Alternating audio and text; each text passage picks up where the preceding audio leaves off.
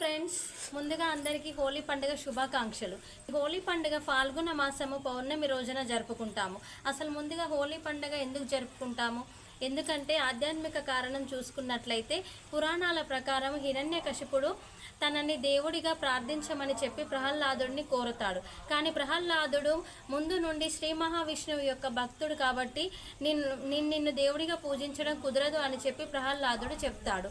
దానికి కోపోద్రేకానికి గురైనటువంటి హిరణ్యకశిపుడు హోళికాదేవితో ప్రహ్లాదుడిని అగ్నిలో వేయమని చెప్పి ఆజ్ఞాపిస్తాడు.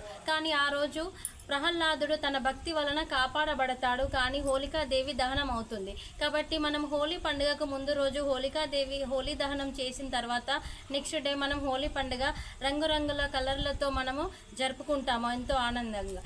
దీనికి ఈ విధంగా ఆధ్యాత్మిక కారణమే కాకుండా సామాజిక కారణం చూసినట్లయితే కుల మత భేదం అనేది లేకుండా అందరూ కూడా ఉండి మంచిని గెలిచినట్టుగా అందరూ కలిసి సంతోషంగా జరుపుకోవడమే ఈ హోలీ పండుగ.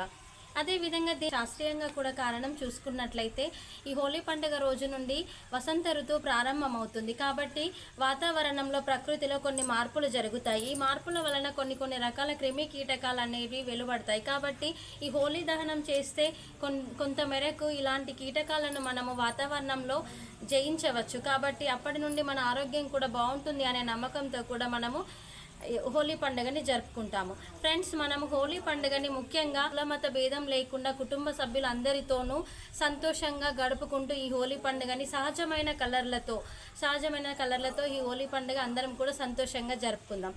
సహజమైన కలర్లనే వాడండి. మీ యొక్క శరీరాన్ని రక్షించుకోండి.